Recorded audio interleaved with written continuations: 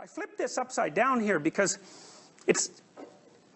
I've been very interested in how people get traumatized, and it's easier to think of trauma when you flip the thing, because once you develop the higher order abstractions cortically, you say, well, I'm a good person, let's say, then that's sort of the fact that you're a good person, or what constitutes good, starts to become a box, the box, within which all the things that are associated with it are put. It's one of the dangers of abstraction, right? And categorization, because if you couldn't think of yourself as a good or bad person, let's say you didn't have that capacity for that level of abstraction, which is like a binary abstraction, right? Good is, 1, and bad is 0. So it's a really simple abstraction. And so if you do something that a good person wouldn't do, well, clearly you don't fit into the 1 category, because a good person wouldn't do that, so maybe you fit into the 0 category. And that capacity for abstraction is also precisely the sort of thing that allows human beings to undermine themselves with thought. Because once you have that capacity for abstraction, you can make these ridiculous overgeneralizations. In fact, they're really simple. I'm not a good person, I'm a horrible person. It's like, that's how someone who's really depressed thinks whenever anything goes wrong. And so it's the danger, the powerful danger of abstraction, is that you can make a terrible mistake in overgeneralization. This is partly because, well, let's say, I don't know, you're out with your girlfriend and you flirt with someone else. So what does that say about your character? Well, she might think that puts you in the 0 category, like now, right? You're not a good person. It's like, well, it's complicated. Is that true? Do you belong in that 0 category? She might treat you like that for a week or 2.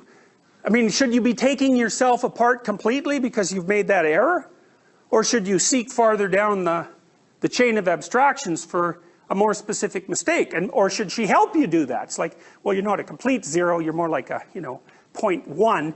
She could help you figure out exactly where in your personality hierarchy you have this fault, assuming that it's a fault. Maybe it's an indication that the relationship is over. Who knows? So, anyways, I wanted to show you that, because then you can develop a sense of how this hierarchical system can also lead to cataclysmic overgeneralization. And that's associated with lots of different mental illnesses, especially depression.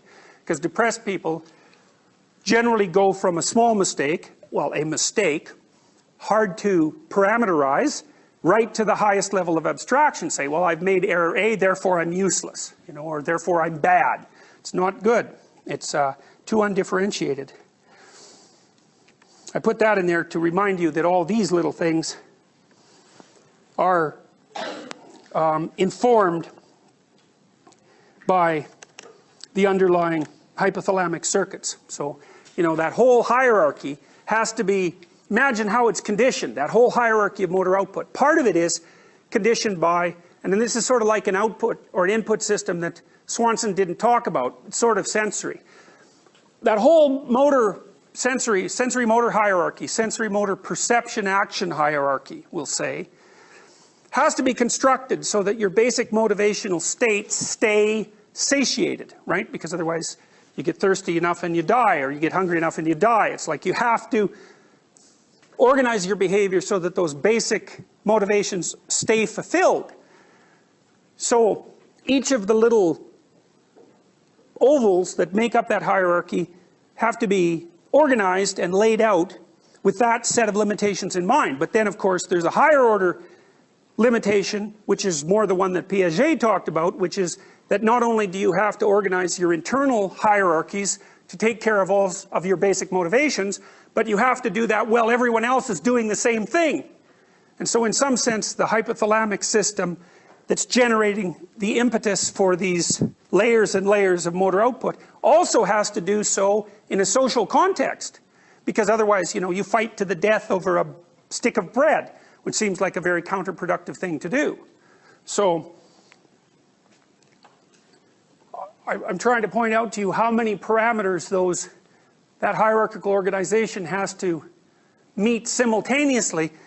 Also, that one of the implications of that is that it's not an arbitrary system. Like, this is one of the problems I have with the radical moral relativist stance. It's like, wait a minute.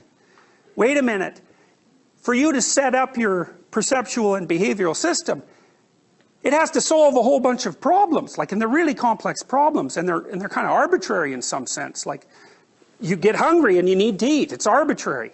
So what that means is you can't fill that hierarchy with just any old thing.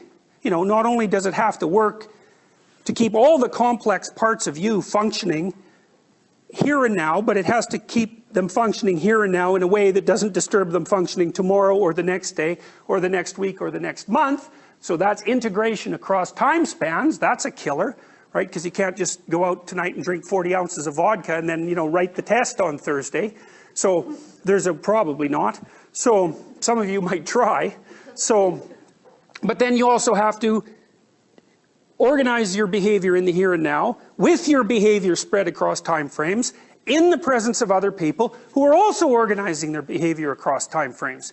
It's like, once you put that many parameters on the organization of a personality, you can see right away that it can hardly be arbitrary.